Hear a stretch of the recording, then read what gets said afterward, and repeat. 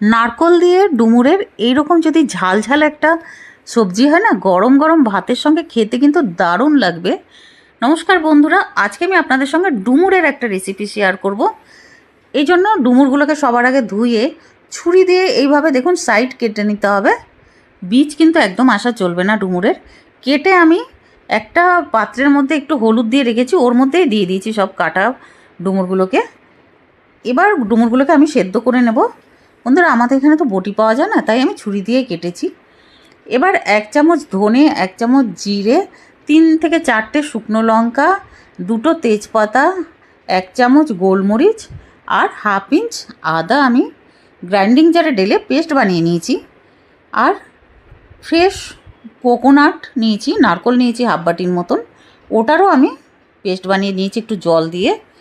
এবার একটা প্যান গরম হয়ে এলেই তার মধ্যে 3 টেবিল স্পুন সর্ষের তেল দিয়ে দিয়েছি। তেলটা যেই গরম হয়ে এসেছে 1 চামচ জিরে দিয়েছি। জিরেটা একটু যে ফুটতে শুরু করবে তখন এই ধনে জিরের যে পেস্ট আমি বানিয়েছি ওই পেস্টটাকে ঢেলে দেবো। ঢেলে দিয়ে খুন্তি দিয়ে নাড়তে হবে ভালো মতন।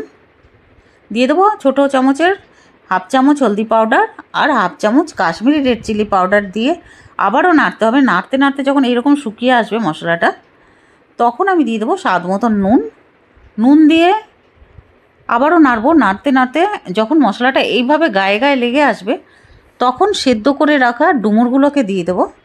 ডুমুর দিয়ে ভালো মতো নাড়তে হবে, মশলার সঙ্গে মিক্স করতে হবে।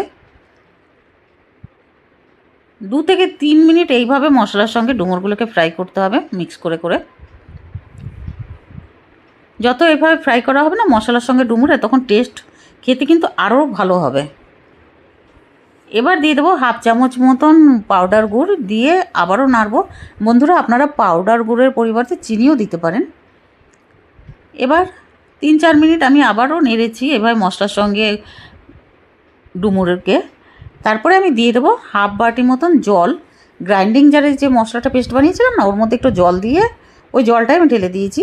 দিয়ে আবার একটু নাড়ার পরে আমি এটা লিড লাগিয়ে দেবো 3 মিনিটের জন্য। 3 মিনিট পরে লিডটা সরিয়ে আবারও একটু নেড়ে নিতে হবে। 1 থেকে 2 মিনিট এইভাবে আমাদের নাড়তে হবে। এবার দিয়ে দেবো নারকলের পেস্টটা। বড় চামচে 2 চামচ আমি দিয়ে দিয়েছি। দিয়ে আবারও নাড়তে হবে। বন্ধুরা, একবার অবশ্যই এইভাবে বানিয়ে দেখবেন, খেতে দারুণ লাগবে। 3 থেকে 4 মিনিট এইভাবে নাড়ার পরে আমি একটা প্লেটে শিফট করে নেব এই ডুমুরটাকে। বন্ধুরা, রেসিপিটা ভালো লাগলে প্লিজ লাইক ও সাবস্ক্রাইব করে দেবেন, আর কমেন্ট করে জানাবেন যে খেতে কেমন লাগলো। Thank you for watching.